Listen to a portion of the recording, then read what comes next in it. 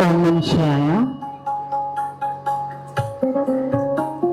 എൻ്റെ എല്ലാമായ അമ്മയുടെ പാദാരവിന്ദങ്ങളിൽ നമിക്കുന്നു.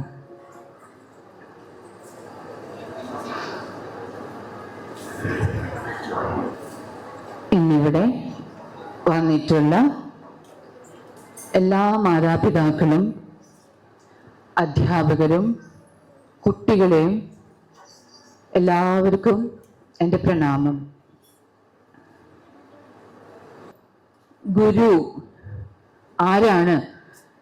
എന്താണ് ഗുരുപൂർണിമ എന്ന് കുറച്ചു പേർക്കൊക്കെ അറിയാം. പക്ഷെ എങ്കിലും ഇതൊരു ഓർമ്മപ്പെടുത്തലാണ്. ഗുരു എന്ന് പറയുമ്പോൾ ഗുരു എന്ന പദം ഗു എന്ന് വെച്ചാൽ അന്ധകാരം, രു എന്ന് വെച്ചാൽ ജ്ഞാനത്തെ നൽകുന്ന വ്യക്തി. അപ്പൊ അന്ധകാരത്തെ മാറ്റി ജ്ഞാനം നമുക്ക് പകരുന്ന വ്യക്തിയെയാണ് നമ്മൾ ഗുരു എന്ന് സംബോധിപ്പിക്കുക. ആ ഗുരുവിനെ നമ്മൾ പൂജിക്കുന്ന ദിവസമാണ് ഗുരുപൂർണിമ.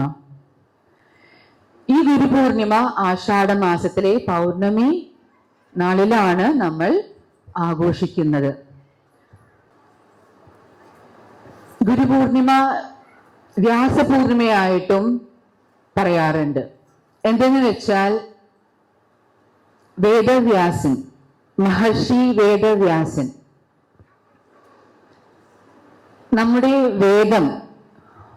നമ്മുടെ വേദത്തെ 4 വേദങ്ങളായി വ്യസിച്ച ആളാണ് വേദവ്യാസൻ. 4 ഭാഗങ്ങളായി തിരിക്കുക, അതാണ് വ്യസിച്ച എന്ന് പറഞ്ഞത്.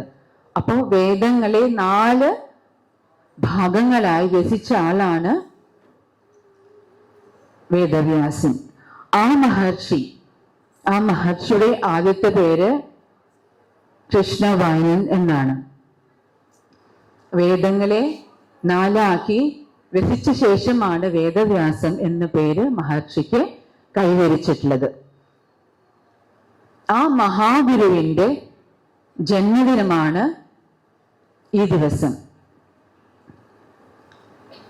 വേദവ്യാസ മഹർഷി 18 പുരാണങ്ങൾ, മഹാഭാരതം, ഭാഗവതം രചിച്ചിട്ടുണ്ട്.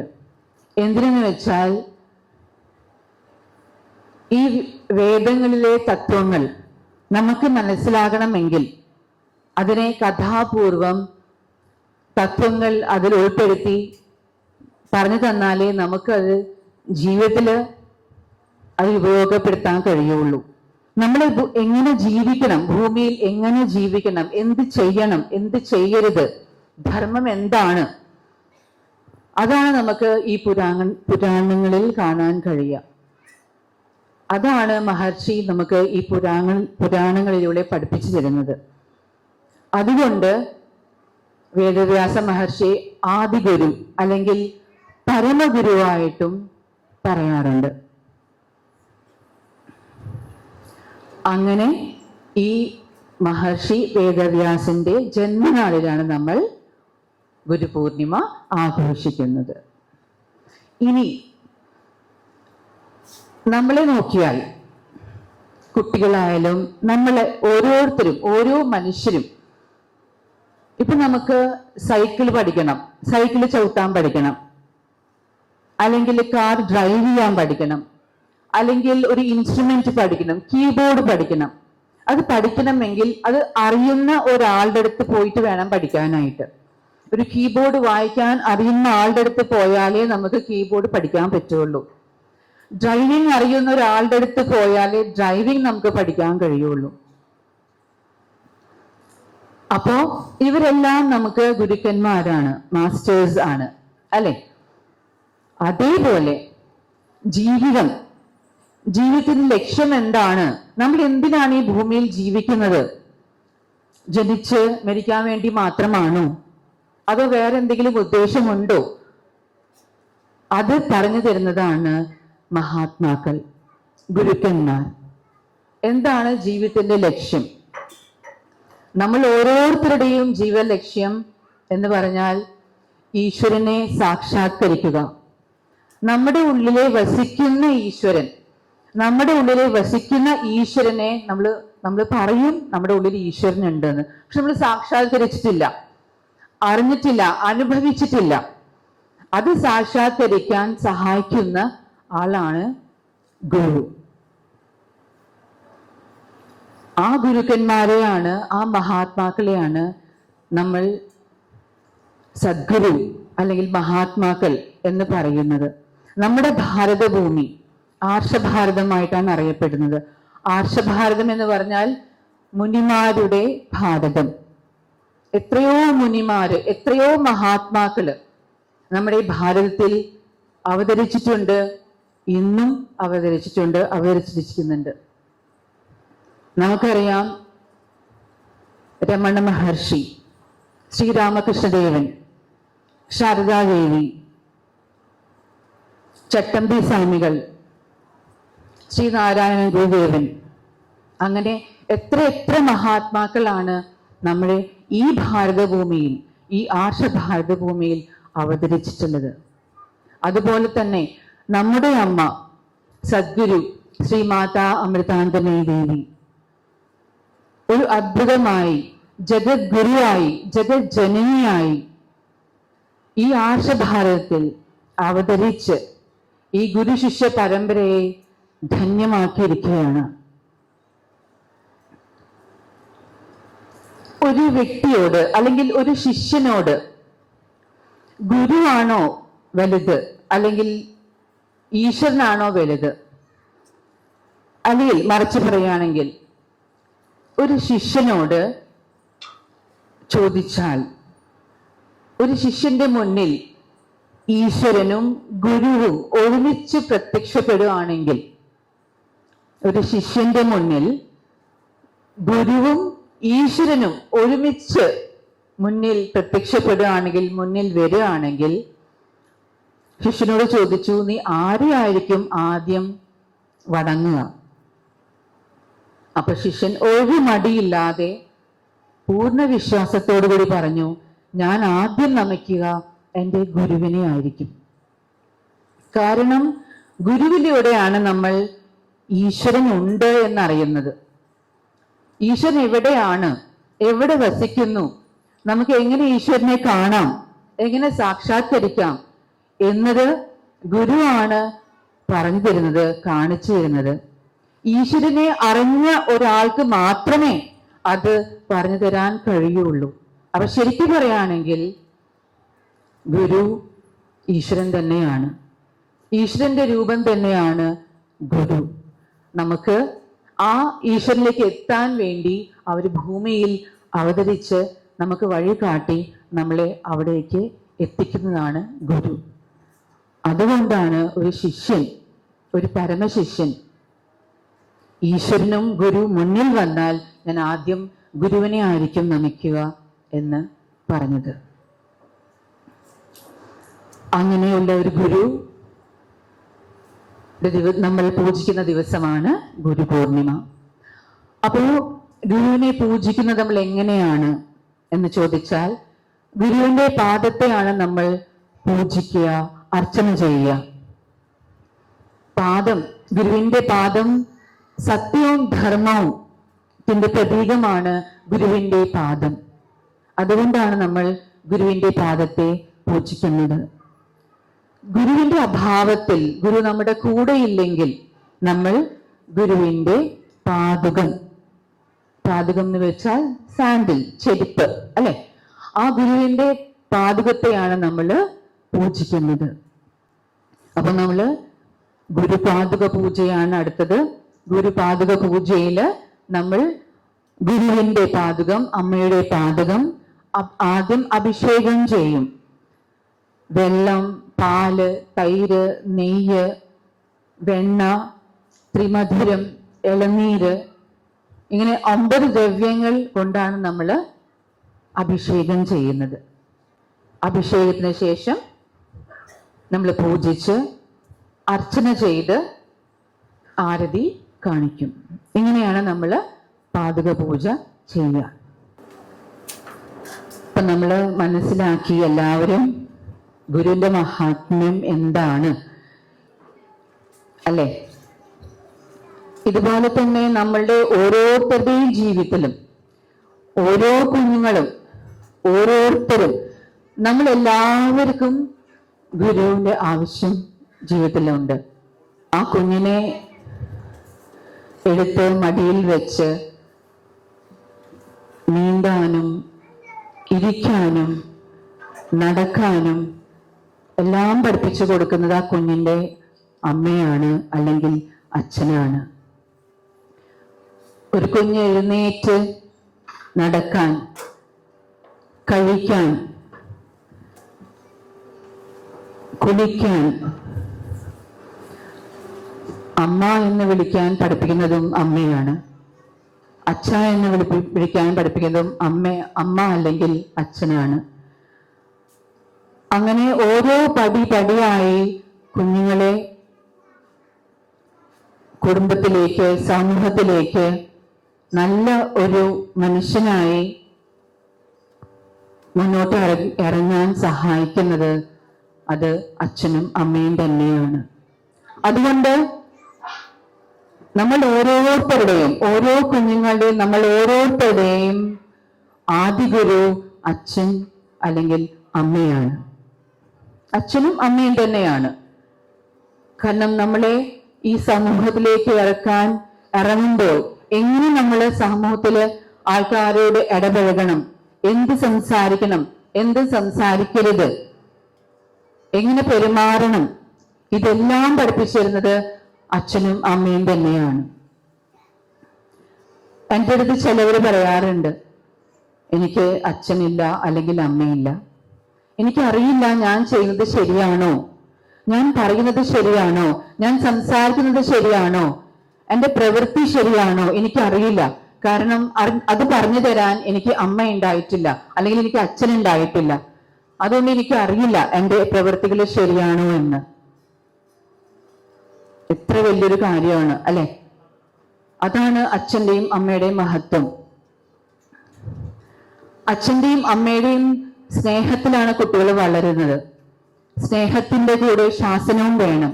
ആ സ്നേഹവും ശാസനവും രണ്ടും ഒരുമിച്ച് വരുമ്പോഴാണ് കുട്ടിയെ ഒരു വ്യക്തിത്വം പൂർണ്ണമാകുന്നത്. അടിത്തറ, ജീവിതത്തിന്റെ അടിത്തറ തന്നെ അച്ഛനമ്മയുടെയും സ്നേഹമാണ്. സ്നേഹവും ശാസനവും എല്ലാം ഒരുമിച്ചാണ് ഒരു കുട്ടിയുടെ ജീവിതത്തിന്റെ അടിത്തറ. ഒരു ചെറിയൊരു കഥ പറയാം. നടന്നിട്ടുള്ള കഥയാണ്. നിങ്ങളെല്ലാം ഒരു 3 വർഷം മുമ്പ് ആമസോൺ എന്ന കാട്, ആമസോൺ എന്ന് എല്ലാവർക്കും സുപരിചിതമായിരിക്കും അല്ലെ? ആമസോൺ മഴക്കാട് വലിയ എന്താ പറയാ, പടർന്ന് പന്തലിച്ച് ഒരു 9 രാജ്യങ്ങളിൽ പടർന്ന് പന്തലിച്ച കാടാണ് ഈ ആമസോൺ മഴക്കാട്.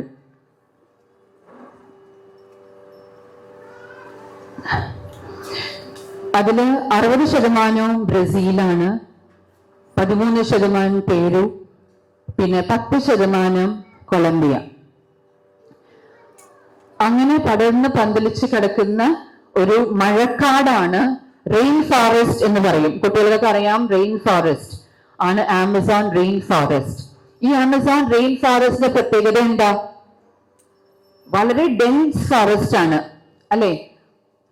പകലാണെങ്കിൽ പോലും ആ കാടിന്റെ അകത്ത് പോയാൽ ഇരുട്ടാണെന്ന് തോന്നും. നമ്മൾ ഈ ഭൂമിയിൽ ഓരോ മനുഷ്യരും ഈ ആമസോൺ മഴക്കാടിനെ കടപ്പെട്ടിരിക്കുകയാണ് ശ്വസിക്കാൻ വേണ്ടിയിട്ട്. പല സമയങ്ങളിലും ഈ ആമസോൺ കാട്ടില്, വനാന്തരങ്ങളില്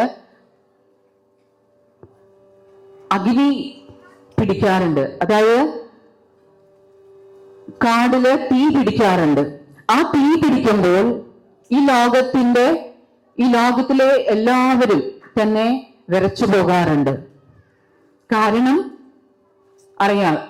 അറിയാമല്ലോ, നമ്മുടെ ഈ നിലനിൽപ്പിന്റെ താളം തന്നെ ആമസോന്റെ ഹൃദയത്തിലാണ്. ആ ഒരു ആമസോൺ റെയിൻ ഫോറസ്റ്റ് അല്ലെങ്കിൽ മഴക്കാട്, അതിന് ചുറ്റും ഒരു 10 ലക്ഷത്തിന് മേലെ ഈ ഗോത്രവർഗക്കാര്, ഒരു വിഭാഗക്കാര് അവിടെ കഴിയുന്നുണ്ട്. 10 ലക്ഷത്തിന് മേലെ ഈ ഗോത്ര വിഭാഗക്കാർ അവിടെ കഴിയുന്നുണ്ട്. അതിലൊരു വിഭാഗത്തിന്റെ പേരാണ് ട്യൂട്ടോട്ടോയി. ട്യൂട്ടോട്ടോയി എന്ന് പറഞ്ഞൊരു ഗോത്ര വിഭാഗം ഉണ്ട്. ഈ ഗോത്രം വിഭാഗക്കാര് അവർക്ക് എന്തിനും ആവശ്യത്തിന് വേണ്ടി വേറെ സ്ഥലത്തേക്ക് പോകണമെങ്കിൽ അവർക്ക് ഈ വനത്തിലൂടെ പോയാൽ വളരെ ബുദ്ധിമുട്ടാണ്. കാരണം വലിയ പുഴകളാണ്, പിന്നെ വലിയ വന്യമൃഗങ്ങളാണ്. ഈ വനത്തിൽ ഇല്ലാത്ത മൃഗങ്ങളില്ല. ബാക്കി ഏത് കാട്ടിലും കാണാത്ത മൃഗങ്ങള്, പുലി, സിംഹം, ജേക്കോർ, പാമ്പുകള്, വിഷപ്പാമ്പുകള്, അനക്കോണ്ട, അതുപോലെ അങ്ങനെ എവിടെയും കാണാത്ത മൃഗങ്ങളാണ് ഈ വനത്തിലുള്ളത്. അതേപോലെ മരങ്ങള്, ചെടികള്, നല്ല കാണാൻ അട്രാക്റ്റീവ് ആയിട്ടുള്ള പഴങ്ങൾ, അത് വിഷപ്പഴങ്ങളായിരിക്കും. പൂക്കൾ, വിഷപ്പൂക്കൾ, വിഷ ഇലകൾ, അങ്ങനെ നല്ല പഴങ്ങളുണ്ട്, കഴിക്കാൻ പറ്റിയ പഴങ്ങളുണ്ട്. പക്ഷെ വിഷപ്പഴങ്ങൾ, വിഷ ഇലകൾ അങ്ങനെ നിറഞ്ഞു നിൽക്കുന്ന കാട്. യാത്ര തുടങ്ങി ഒരു 360 കിലോമീറ്റർ പോയപ്പോൾ എഞ്ചിൻ കേടായി. സാധാരണ ഒരു പ്ലെയിന് 2 എഞ്ചിൻ ഉണ്ടാവും, ഇത് 1 എഞ്ചിനേ ഉണ്ടായിരുന്നുള്ളൂ. ആ എഞ്ചിൻ കേടായി. പൈലറ്റ് അറിയിച്ചു, റഡാറിന് അപ്രത്യക്ഷമായി.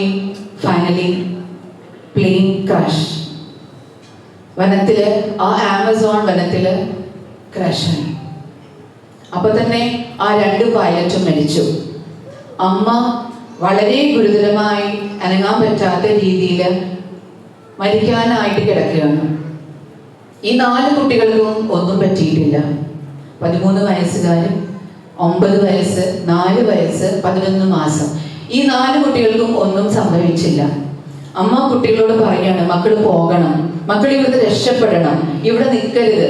കാരണം പൈലറ്റ് മരിച്ചു, കോ പൈലറ്റ് മരിച്ചു, ഞാനും കുറച്ചു കഴിഞ്ഞാൽ മരിക്കും. മരിച്ചു കഴിഞ്ഞാൽ ഞങ്ങളുടെ ശരീരം ചീഞ്ഞളിയും. ദുർഗന്ധം കൊണ്ട് സ്കാവഞ്ചേഴ്സ്, അതുപോലെ മൃഗങ്ങൾ വരും. അപ്പോ നിങ്ങൾ ഇവിടെ നിൽക്കാൻ പാടില്ല, നിങ്ങൾ ഇവിടുന്ന് പോകണം എന്ന് പറഞ്ഞ് മനസ്സിലാക്കി ആ കുട്ടികളെ അവിടുന്ന് പറഞ്ഞു വിടുകയാണ്. ആ 4 കുട്ടികളും അവിടുന്ന് പോവുകയാണ്.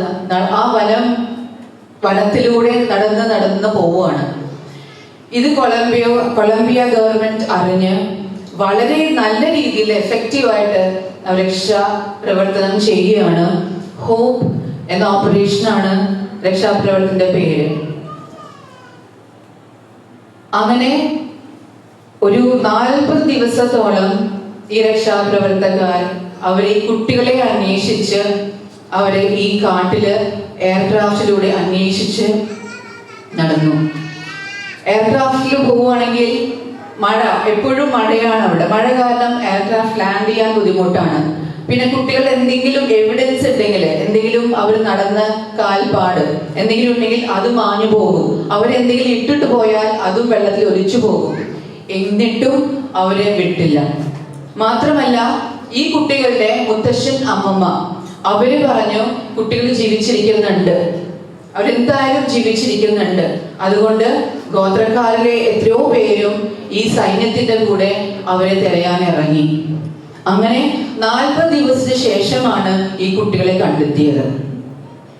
ഈ 4 കുട്ടികളെയും ജീവനോടെ കണ്ടെത്തി. ഈ 4 കുട്ടികളൊന്ന് ചിന്തിക്കണം. 13 വയസ്സ്, 9 വയസ്സ്, 4 വയസ്സ്, 11 മാസം. എന്തുകൊണ്ട് അവര് ജീവിച്ചു? ഇത്രയും വലിയൊരു വനത്തില് എങ്ങനെ അവര് ജീവിച്ചു? അവർക്ക് കാടിനെ അറിയാം.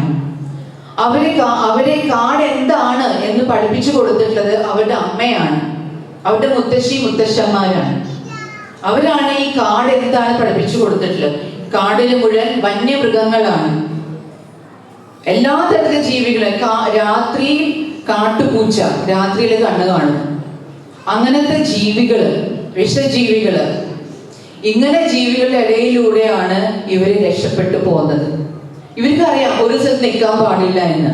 അവര് ഓരോ നിമിഷവും ഒരു സ്ഥലത്ത് നിന്ന് കുറച്ച് കഴിഞ്ഞ് വേറെ സ്ഥലത്തേക്ക് പോയി അങ്ങനെ മാറി മാറി നടന്ന് 5 കിലോമീറ്ററിനുള്ളിലാണ് ഇവരെ കണ്ടുപിടിച്ചത്. അവർക്കറിയാം, കാരണം ഒരു സ്ഥലത്ത് കുറെ നേരം നിന്ന് കഴിഞ്ഞാൽ വന്യമൃഗങ്ങൾ അവരെ പിടിക്കും, തിന്നും. ഇതെല്ലാം പഠിപ്പിച്ചു കൊടുത്തിട്ടുള്ളത് അവരുടെ അമ്മയാണ്. ജീവിക്കാൻ അമ്മയാണ് പഠിപ്പിച്ചു കൊടുത്തിട്ടുള്ളത്. ആ 11 മാസം കുഞ്ഞിനെ പോലും എടുത്ത് എങ്ങനെ നോക്കണം അത് 13 വയസ്സുകാരിക്ക് പറഞ്ഞു കൊടുത്തത് അമ്മയാണ്. അതുകൊണ്ടാണ് ആ കുഞ്ഞുങ്ങൾ രക്ഷപ്പെട്ടത്. അതാണ് അമ്മയുടെ മഹാത്മ്യം, അമ്മയുടെ ത്യാഗം. അമ്മ സ്വന്തം ജീവിതത്തെ കുറിച്ച് ചിന്തിച്ചില്ല, കുട്ടികളെ അവിടെ ഇരുത്തിയില്ല, സ്വന്തം രക്ഷ നോക്കിയില്ല. അതാണ് അമ്മയുടെ ത്യാഗം. എന്നിട്ട് ആ കുട്ടികളെ പറഞ്ഞു വിട്ടു. അമ്മയ്ക്ക് അറിയാം, കാടിന്റെ മക്കളാണ് എൻ്റെ കുഞ്ഞുങ്ങൾ, അവർ ജീവിക്കും, അവർ രക്ഷപ്പെടും എന്ന് അമ്മയ്ക്ക് അറിയാമായിരുന്നു. അതുകൊണ്ട് അത് കൊളംബിയ ഗവൺമെന്റിനോട് നന്ദി പറയണം. അവരും വിട്ടില്ല, കുട്ടികളെ കണ്ടുപിടിച്ചേ അവരടങ്ങിയുള്ളൂ. അങ്ങനെ ആ കുട്ടികളെ കണ്ടെത്തിയപ്പോൾ അവർ മാനസികമായും ശാരീരികമായും തളർന്നിട്ടുണ്ടായിരുന്നു. കാരണം അമ്മ മരിച്ചുപോയി. പിന്നെ അതുപോലെ നമ്മുടെ ചുറ്റും, നമ്മുടെ കേരളത്തിൽ തന്നെ ഒരു 40-45 നദികളുണ്ട്, കായലുകളുണ്ട്.